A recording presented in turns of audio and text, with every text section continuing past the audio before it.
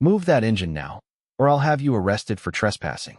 Vanessa Whitmore's voice cut through the sirens as black smoke rolled over the roofs of Silver Pines Estates. It was 8:36 on the morning of the Subdivision's spring home tour. The main entrance was jammed with arriving buyers, delivery vans, and residents trying to evacuate. Daniel Ruiz had been forced to bring his fire engine toward the secondary access road behind my property. He stopped 20 feet from my gate. The diesel engine growled. Red lights strobed across the wet gravel. 6 steel posts blocked the road ahead, their fresh concrete footings still dark with moisture. The sharp smell of smoke, hot metal, and crushed pine needles filled the air. Daniel leaned out of the cab. "We can't clear those posts." Behind him, orange flames flashed above a cedar fence at the far end of the subdivision. Vanessa stood beside her white SUV in pressed cream slacks, one hand gripping her phone, the other pointing at me like I had started the fire myself. "This is HOA-controlled access," she snapped. "Nobody goes through without authorization." The fire captain stared at her. "Ma'am, we have a structure fire, and you have a main entrance. The main entrance is blocked by evacuation traffic."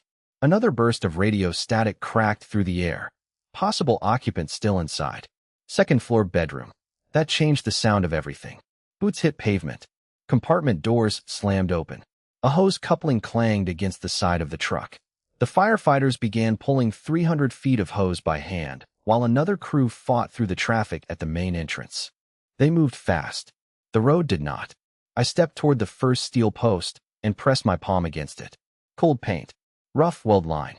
3-inch pipe sunk deep enough that the concrete had spiderwebbed the gravel around it. They hadn't installed a removable barrier. They had built a wall. "My name is Ethan Cole. I run a small grading company, and I've spent enough years around roads, culverts, and emergency routes to know when something was wrong before anyone handed me a code book." The spacing between those posts was wrong. The turn radius was worse. And 20 yards behind Vanessa's SUV, half buried in weeds, stood an old red hydrant with a brass cap that hadn't been tested in years. I looked down at the road beneath my boots. My road. The same private gravel lane my grandfather had cut through the trees before Silver Pines existed. The same lane Vanessa had ordered blocked before sunrise, while my family slept, without a permit posted anywhere. One of my survey markers lay bent near the ditch, its brass head smashed flat. That was the second thing I noticed. The first was the missing sign. For as long as I could remember, a faded metal plate had hung beside the gate. "Emergency access. Keep clear." Now only 2 bright screw holes remained in the wooden post. Vanessa saw me looking. "That sign was outdated," she said. Her smile was thin, too controlled. I didn't answer. The fire captain ordered his crew to pull hose by hand. 300 feet of line uncoiled across the gravel, dragging through mud and broken branches. Every second sounded expensive. Every second smelled like burning insulation. Vanessa lifted her phone and began recording. "Documenting property damage," she announced. That was when I saw the folded site map under her arm. County seal in the corner. Fresh ink across an old title block. And one section covered by a white correction label. What she didn't know was that the original map was still inside a blue survey tube in my workshop. She also didn't know what that road meant to the fire department. Not yet. A second-floor window exploded somewhere beyond the trees. Daniel's crew broke into a run, dragging the hose through mud and broken branches. They would reach the house, but not through the route the county had approved for them. Vanessa kept filming. I stood beside the steel posts with smoke burning my throat and realized she had not merely blocked me from using my own road. She had turned a property dispute into a delayed emergency response. And before that morning ended, the fire marshal would learn exactly who had ordered it. What would you do if someone's power trip stood between a fire engine and a burning home? Where are you watching from? 3 weeks before the fire, the first warning came as a strip of orange paint across my gravel. I found it at 6:10 on a Monday morning while loading a compact excavator onto my trailer. The diesel engine rattled against the cold air. Wet clay clung to my boots, and the smell of hydraulic oil drifted from the machine as I tightened the final chain. The orange line ran from one ditch to the other, straight across my road. Beside it, someone had driven 2 wooden stakes into the shoulder. One was marked gate limit. The other carried the initials SBHOA in black marker. I pulled both stakes out and laid them on my workbench. By noon, Vanessa Whitmore was standing in my yard. She wore a cream blazer, dark sunglasses, and polished boots that sank half an inch into the mud. Her white SUV idled behind her, exhaust curling around the bumper. She held a leather folder against her chest like a judge carrying a sentence. "You removed HOA survey markers," she said. "This isn't HOA property." Her smile stayed in place. "The board has determined otherwise." Vanessa had been president of Silver Pines for 4 years. She sold houses inside the subdivision, chaired every committee, and spoke in a low, measured voice that made threats sound like customer service. She opened the folder and handed me a color map. A yellow line followed my road from the county highway to the rear fence of Silver Pines. The legend called it a shared community access corridor. I studied the page. My parcel number was wrong. Not slightly wrong. Completely wrong. The map listed my road under a lot created 9 years after my grandfather bought the land. The county seal looked clean, but the approval box had been copied at an angle. One corner of the signature disappeared beneath a white label. "Where did you get this?" I asked. "County planning." "Which office?" Her sunglasses tilted toward me. "You don't need to interrogate me, Mr. Cole." That answer told me more than the map did. The road was 4,200 feet of private gravel, drainage pipe, and compacted base that my family had maintained for decades. I paid for the grading. I cleared the storm debris. I replaced the culvert after the spring flood. Silver Pines had never contributed $1, but their main gate emptied onto a narrow county road, and traffic backed up every morning. Vanessa wanted my lane as a second entrance. She had offered me an easement 6 months earlier. I refused. Her proposal gave the HOA permanent access while leaving me responsible for repairs, insurance, and liability. She called it a community partnership. I called it theft with landscaping. Vanessa tapped the map with one manicured finger. The board approved a security barrier. Installation begins Friday. On my road, across the unauthorized entrance into Silver Pines. There is no entrance. There will be. A dump truck growled past on the highway, shaking the loose stones beneath us. Vanessa waited until the noise faded. "The subdivision's spring home tour opens next Saturday," she said. "We need the route controlled before buyers arrive." There it was. A deadline. She wasn't protecting residents. She was staging the neighborhood for a sales event. I folded the map once and held it out. She didn't take it. "Keep it," she said. "You'll receive the formal assessment tonight. For $1,800 for security improvements, plus daily penalties if your commercial vehicles interfere with construction." My phone buzzed before she reached her SUV. An email from the HOA. Compliance deadline. Friday, 7 a.m. At the bottom, one sentence had been bolded. "Failure to cooperate may result in a lien against the property." I looked from the message to the orange paint drying across my road. Then I photographed everything. The stakes, the map, the false parcel number, the white correction label. Vanessa thought she had given me notice. What she had really given me was evidence. And by Friday morning, I decided I would be standing on that road when her crew arrived. Friday came cold and gray, with mist hanging low over the pines. I was on the road before sunrise with a laser measure, a survey rod, and a can of white marking paint. Gravel clicked beneath my boots as I worked from the ditch line inward, checking width, crown, drainage, and turning clearance. 21 feet at the narrowest point. Enough for my trucks. Enough for a fire engine, if nobody interfered with it. I set the laser against the fence post and measured to the opposite shoulder. Then I marked the center line and photographed the reading. Years of grading roads had taught me that land disputes usually began with vague words and ended with exact numbers. Vanessa liked words. Controlled access. Community standards. Shared corridor. Concrete did not care what she called it. Near the rear boundary, I found fresh tire tracks pressed into the soft shoulder. Narrow tread. Light vehicle. The tracks stopped beside the old emergency access signpost, where the 2 empty screw holes still showed pale wood beneath the weathered surface. Someone had returned during the night. I crouched and ran a finger through the mud. A small crescent of blue paint lay beside the post, the same shade used on county utility markers. Behind me, my father's old steel toolbox sat in the bed of my pickup. The lid was dented from 30 years of job sites, and one hinge squealed whenever I opened it. Inside were chalk lines, rusted pliers, a folding rule, and the brass key to my grandfather's records cabinet. My father had handed me that key the summer before he died. Roads remember who built them, he had said, wiping diesel from his hands with a red shop rag.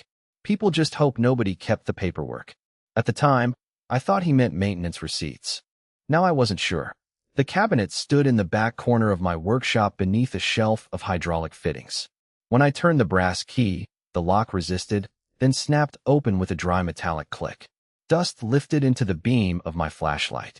Inside were tax plats, culvert invoices, old photographs, and a blue cardboard survey tube sealed with cracked black tape. My grandfather's handwriting crossed the side in block letters.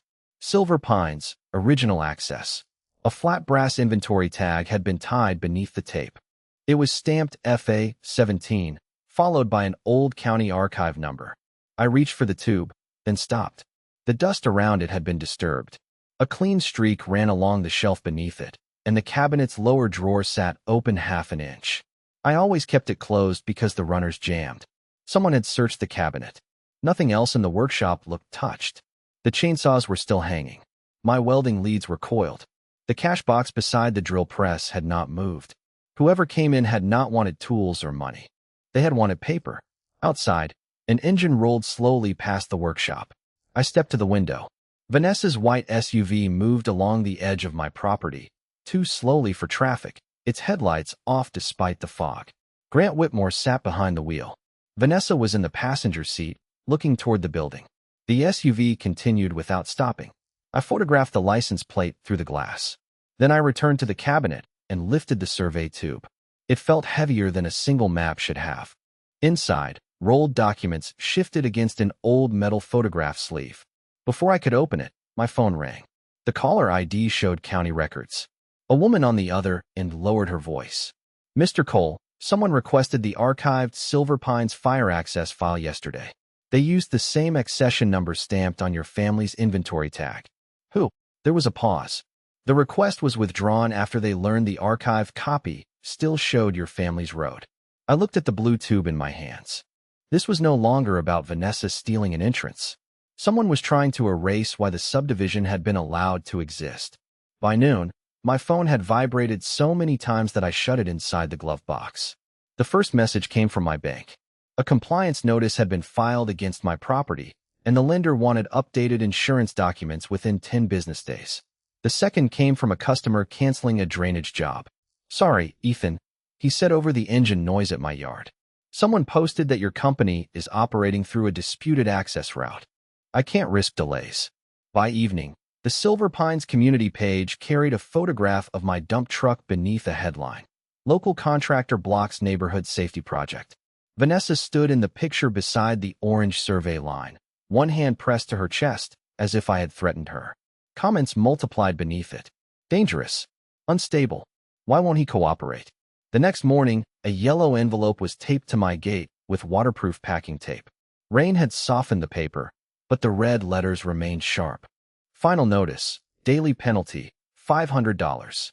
Rachel read it at the kitchen counter while the coffee maker hissed behind her. "If they keep customers away, how long can we carry payroll?" I looked through the window at my excavator, wet under the security light. 3 weeks without touching savings. And after that, I folded the notice along its original crease. After that, Vanessa expects me to panic. She arrived before lunch in the white SUV, accompanied by a man in a charcoal coat carrying a slim metal briefcase. Vanessa placed a purchase agreement on the hood of my truck. $280,000, she said, for the road corridor and the lower acre. The lower acre contains my drainage field. You can relocate it. With whose money? Her smile tightened. The offer includes release of all HOA penalties. Sign today, and the public dispute ends. The man opened the briefcase and produced a pen. I read every page while diesel fumes drifted from the shop heater. The agreement transferred permanent access, maintenance liability, and utility rights to a company registered under Grant's name. They were not buying gravel. They were buying control. I closed the folder. "No." Vanessa leaned closer, lowering her voice. "Banks dislike uncertainty, Ethan. So do insurers. You may discover that ownership becomes expensive when nobody wants to work with you." I handed the folder back. "Then you should have offered enough to buy my memory." For the first time, her expression slipped. Only for a second. That night, I moved the blue survey tube from the cabinet to a locked steel chest beneath the shop floor. Then I aimed 2 trail cameras toward the workshop and set the security system to silent alert. At 2:14 a.m., my phone buzzed against the nightstand. Motion, East Yard. I opened the camera feed. Headlights were off, but moonlight caught the outline of Grant's pickup near the drainage ditch. 2 figures crossed the yard carrying bolt cutters, a pry bar, and a narrow shovel. One wore Grant's heavy canvas jacket. The other was Wade Mercer, the private security contractor Vanessa used at HOA meetings. He kept his hood low, but the camera caught the reflective patch on his sleeve. They bypassed the workshop door and went straight to the old emergency signpost. The camera recorded Grant kneeling beside the bent survey marker. He scraped away gravel, found the brass head, and spoke toward the hooded figure. "This one still matches the fire plan." The other person answered too softly for the microphone. Grant shook his head. "No. Vanessa said the original has to disappear before the county meeting." Then he drove the shovel into the earth beside my family's road. I pulled on my boots, killed the bedroom light, and watched him dig toward the buried emergency access control cabinet beside the drainage line. My father had shown it to me once when I was a teenager. It housed the fail-safe relay that released the subdivision's rear gate whenever the fire district transmitted an emergency signal. The county hearing lasted 19 minutes, and I lost before Vanessa finished smiling. The room smelled of wet coats, printer toner, and burnt coffee. Fluorescent lights hummed above 3 commissioners seated behind a raised desk.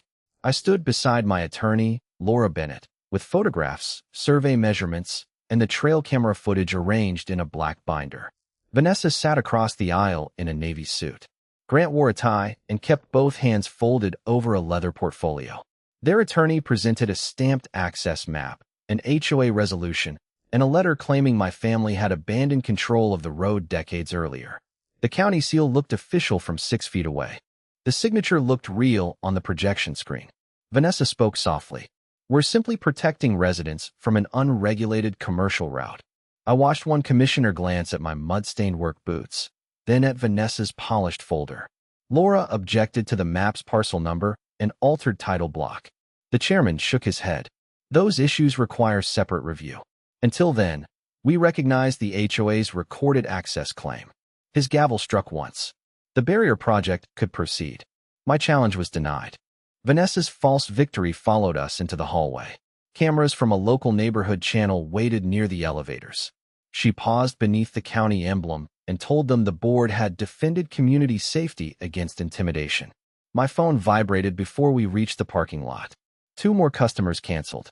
Then my bank emailed notice that my equipment credit line had been frozen pending resolution of the lien threat. Rain ticked against the courthouse windows. For the first time, I felt the weight of the road as something that could pull my business, my home, and Rachel's savings down with it.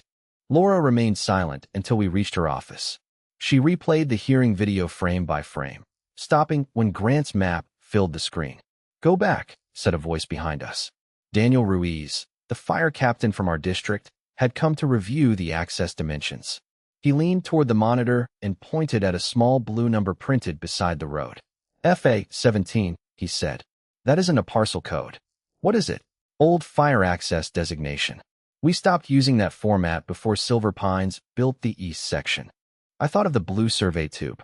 Inside it, beneath the rolled map, I had found a flat brass tag stamped with the same characters. FA 17. My grandfather's handwriting on the tube had not identified a road. It had identified a file. An hour later, Daniel led us behind the oldest county fire station, where rainwater poured from rusted gutters.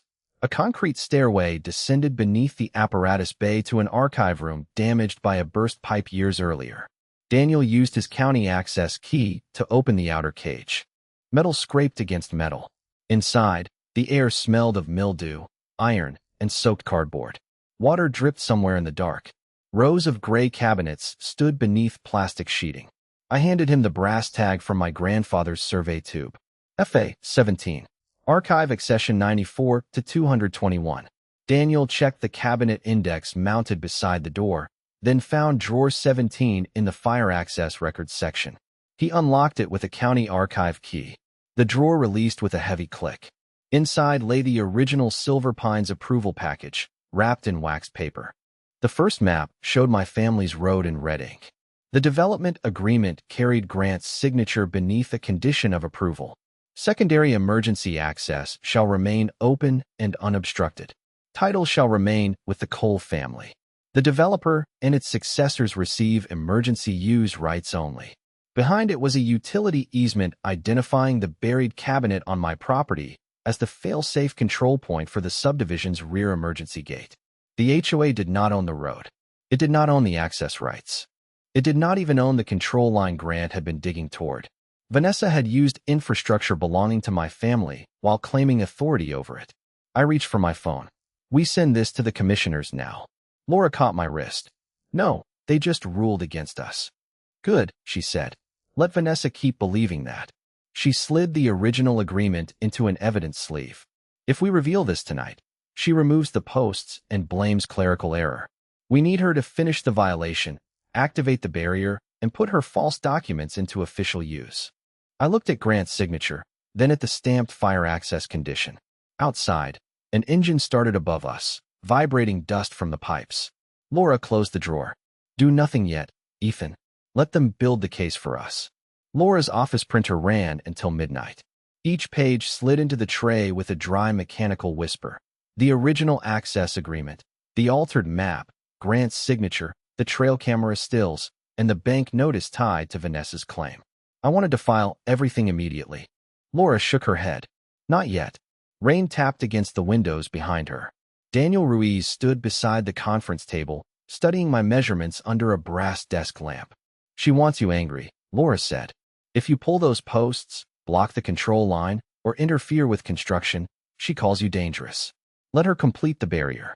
Let her certify it. Every official lie makes the next one harder to escape. So I went home and did nothing visible. I did not cut power. I did not move equipment across the road. I did not touch the steel stacked beside Vanessa's construction trailer. Instead, I measured.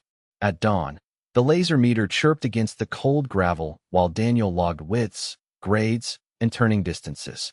Rachel photographed every reading with the timestamp visible. Harold Bennett, who had lived beside the lane since before Silver Pines existed, signed a statement describing fire drills that once used our road. I mounted another camera above the drainage ditch. Laura requested certified copies from county planning. Daniel pulled old apparatus route records. Every document went into a numbered evidence box on my workbench. Vanessa kept helping us. On Tuesday, she signed a declaration stating that the HOA held full legal control of the secondary roadway. She sent it to my bank, my insurer, county permitting, and the fire district.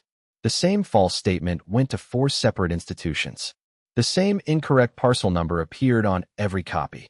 By Wednesday morning, my insurer demanded proof that commercial vehicles had lawful access to my shop. My bank extended the credit freeze. County permitting opened a review of my business license. Laura placed each new letter in the box. Another door closing behind her, she said. That afternoon, a woman named Marissa Lane called from a block number. She had worked as Silver Pines administrative coordinator until Vanessa fired her 6 months earlier. We met in the rear booth of a diner near the interstate. Coffee steamed between us while trucks hissed over wet pavement outside. Marissa slid a flash drive across the table. I kept payroll backups, she said. The board email archive was attached. The file showed Vanessa had known exactly what the road was. One message from Grant included a scan of the original fire access condition. Vanessa's reply was 6 words. Remove that page from the board packet. Another email discussed the steel posts. Grant had warned that permanent concrete footings would violate the emergency access agreement. Vanessa answered, install them before Cole gets an injunction. There were invoices from Grant's company, a draft press release blaming me for traffic risks, and a contract linking the home tour bonuses to opening a controlled rear entrance. The spring home tour was still scheduled for Saturday. Luxury banners appeared along the main boulevard. Landscapers trimmed hedges beneath portable floodlights. White tents rose beside the clubhouse. Delivery vans unloaded champagne, brochures, and polished metal sign stands. Vanessa sent one final email to residents Friday evening. The rear security project is complete. All county approvals are confirmed. Laura printed it. Daniel forwarded it to Rebecca Shaw, the County Fire Marshal, along with our measurements and the original access file. Laura separately notified the bank's fraud unit, my insurer's special investigations department, county planning, and the sheriff's office. She asked them to preserve the records and send representatives to observe Vanessa's public certification at the home tour. Then we waited. From my workshop doorway, I watched workers bolt black steel posts across the gravel while strings of decorative lights glowed between the pines behind them. Vanessa stood beside her SUV, laughing with a reporter, certain I had finally been frightened into silence. On my bench, 5 evidence boxes sat sealed and labeled. The cameras were recording. The witnesses were confirmed. The fire marshal had the file. And by sunrise, every piece was in place. At 4:47 Saturday morning, the silent alarm on the buried emergency access control cabinet triggered. My phone lit the dark bedroom without making a sound. Control cabinet, East Ditch. I opened the live feed. Grant's pickup sat across the gravel with its headlights off. 2 men moved beside the old emergency control box. One held a flashlight between his teeth. The other worked bolt cutters against the steel lock. I called 911 before putting on my boots. "This is Ethan Cole at 418 County Road 9, I said. 3 people are trespassing on private property and cutting into an emergency access control cabinet. One may be armed. I am observing from a safe distance." The dispatcher told me to stay inside. Then the camera showed sparks. The cutters bit through the lock. Grant pulled the cabinet open, exposing old relays, copper lines, and the manual override connected to the subdivision's rear gate system. A third figure stepped from behind the truck. Vanessa. She wore a dark raincoat over the cream suit she planned to wear at the home tour. Her hair was pinned back. One hand held a flashlight. The other carried a rolled set of plans. Grant reached into the cabinet with insulated pliers. That was when I saw what he intended to do. The cabinet housed the fail-safe relay for the rear emergency gate. When the fire district transmitted an emergency signal, that relay was supposed to release the gate automatically. If Grant bypassed the wrong terminals, the gate could remain locked even while responders were trying to enter. I picked up my phone and walked only as far as the porch camera could see me. Rain hissed against the metal roof. "Grant," I called. "Step away from the emergency cabinet. You are being recorded." All 3 froze. Vanessa turned first. "You have no authority here. This is private property. You cut a lock and opened fire control equipment. Dispatch is recording this call." Grant dropped the pliers.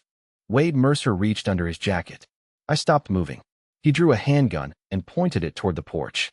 I recognized the stance and the gray security jacket from the HOA meetings. Everything went quiet except the rain and the pickup's ticking exhaust. The dispatcher heard me breathe. "He has a gun," I said clearly. "Male, gray jacket, 25 yards east of the house." Weapon aimed in my direction. Vanessa's flashlight jerked toward him. "Put that away," she hissed. The man looked uncertain. Then Grant spotted the trail unit mounted above the ditch. "She said no footage," he shouted. Wade swung the gun toward the camera. One shot cracked through the trees. The muzzle flash turned the rain white. Plastic exploded from the camera housing.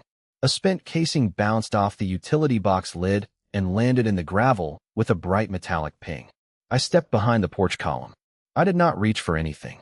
I kept speaking. 1 round fired. Camera struck. No one injured. Suspects remained beside the control cabinet. Sirens rose from the county road. Grant slammed the cabinet shut. Vanessa grabbed his arm. "Go," she said. But the pickup's rear tires spun in the mud. 2 sheriff's vehicles blocked the road before they moved 10 feet. Red and blue lights swept across the wet trees, the cut lock, the open cabinet, and the black steel posts behind them. Deputies ordered everyone down.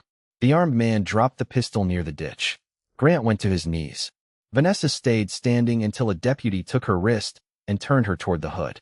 "This is harassment," she said. "We have a county-approved event in 3 hours."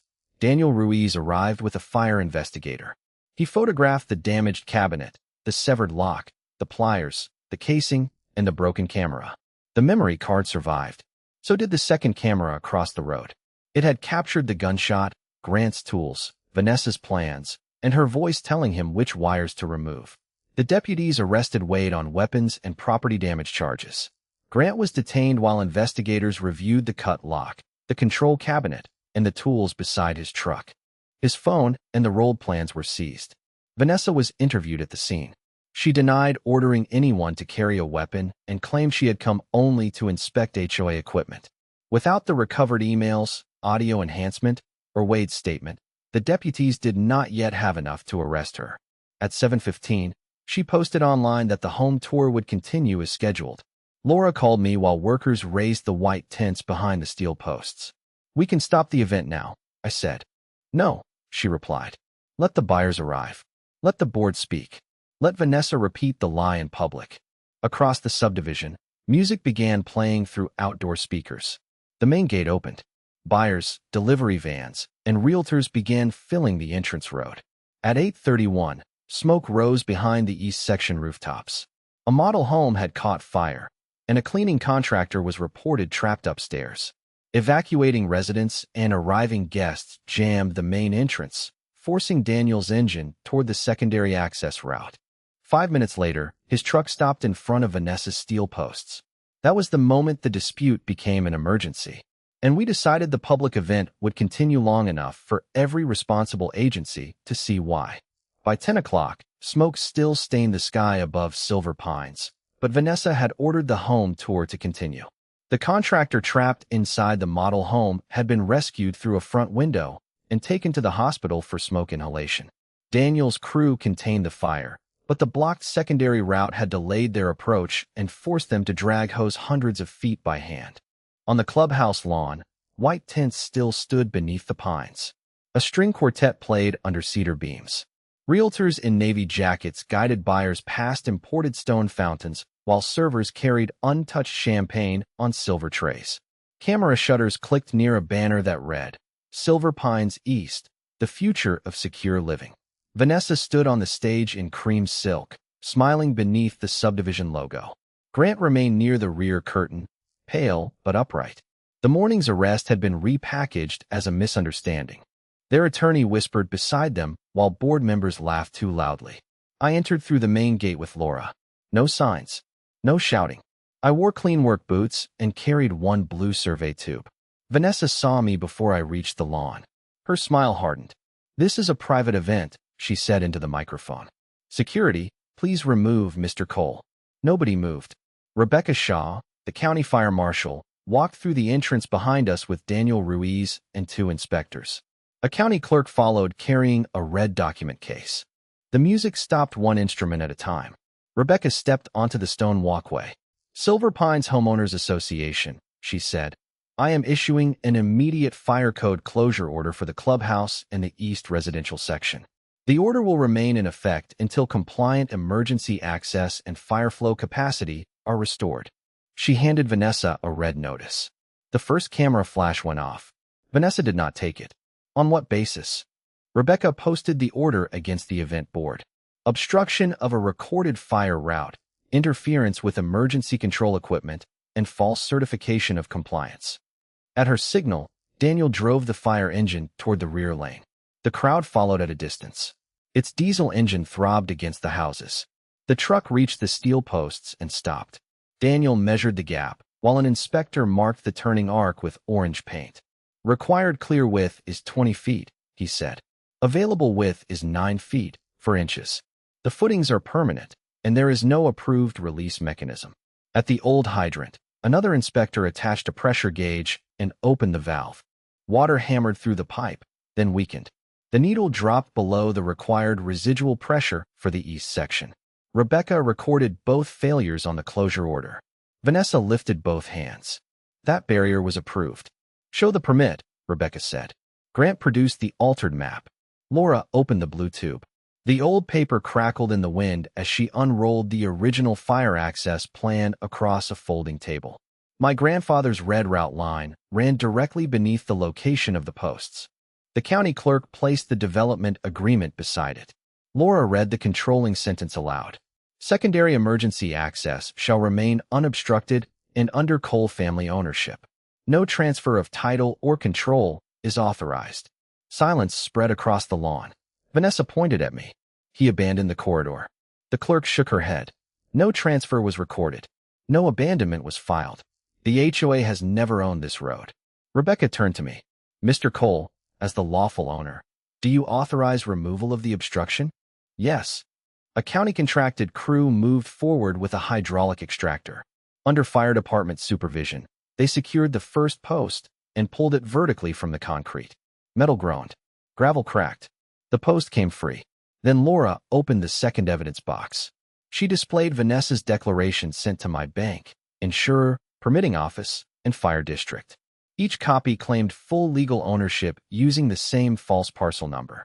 The bank fraud investigator and the insurer's special investigations representative, both notified by Laura the previous evening, stepped forward from the rear of the crowd.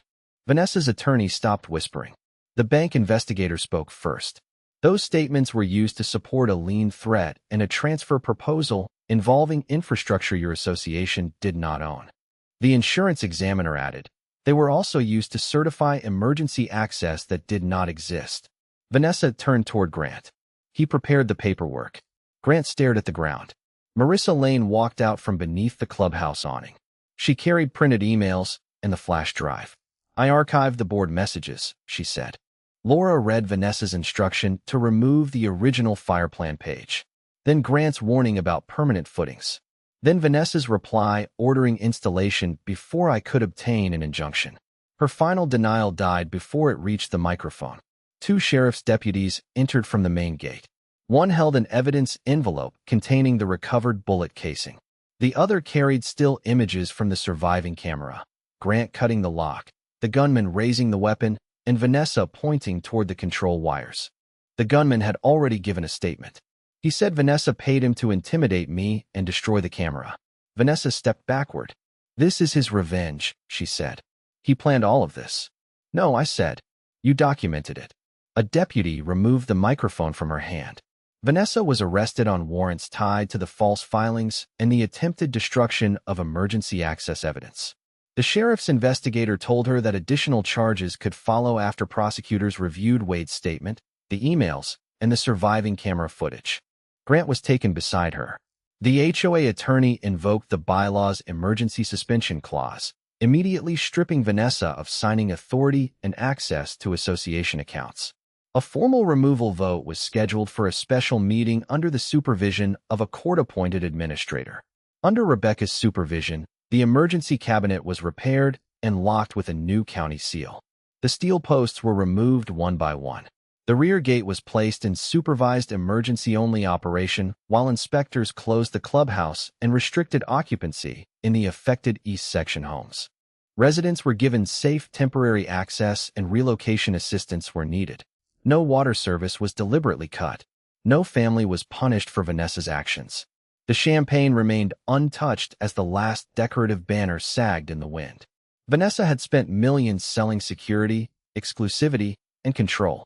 But her entire subdivision depended on one gravel road, one fire line, and one family's permission, none of which she had ever owned. 9 months later, the gravel road sounded like itself again. Tires whispered over crushed stone. Pine sap warmed in the afternoon sun. The sharp smell of wet concrete was gone, replaced by cedar, diesel, and the faint mineral scent rising from the ditch after rain. Silver pines reopened in stages. The east section remained restricted until replacement hydrants passed flow and pressure tests. The main entrance was widened, and a county-approved fail-safe system replaced the emergency gate controls Grant had damaged. My road stayed private, but I signed a limited access agreement allowing fire engines, ambulances, and evacuation traffic to use it whenever necessary. No commuter shortcut, no sales route, no HOA tolls. The residents had not created Vanessa's scheme, and I was not going to punish families for buying homes from people who lied to them. A temporary administrator audited the association's finances.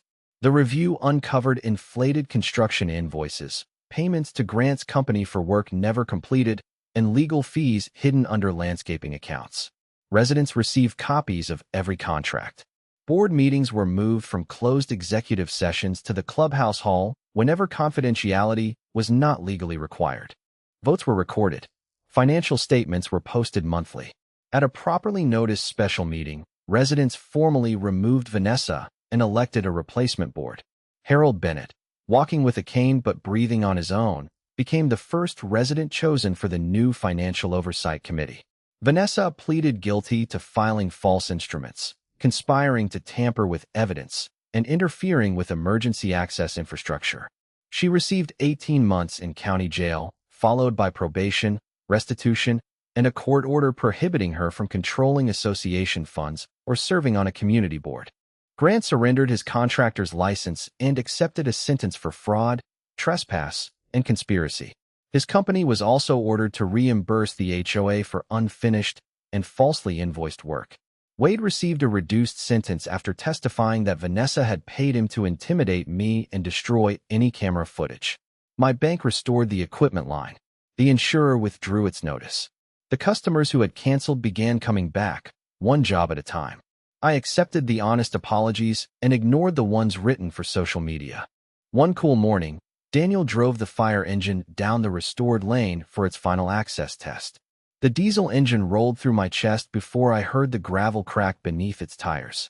It passed the replacement hydrant, cleared the widened turn, and reached Silver Pines without touching either shoulder. Rebecca stood beside me with a clipboard. "Route approved," she said. That was all. After the truck left, I returned to the workshop. The blue survey tube rested on the bench beside my father's dented toolbox. I placed the original agreement inside a fireproof cabinet, then turned the brass key until the lock clicked. Above it, I mounted the broken trail camera. A bullet hole pierced one corner. Mud still stained the housing. Its surviving memory card had preserved everything Vanessa believed darkness would hide. Outside, county workers installed a new metal sign where the old one had disappeared. Emergency access. Keep clear. The drill whined. Bolts tightened. Then the road went quiet. Vanessa thought power meant owning the gate. Grant thought paper could erase a boundary. They were both wrong. Justice isn't loud. It's smart, patient, and inevitable.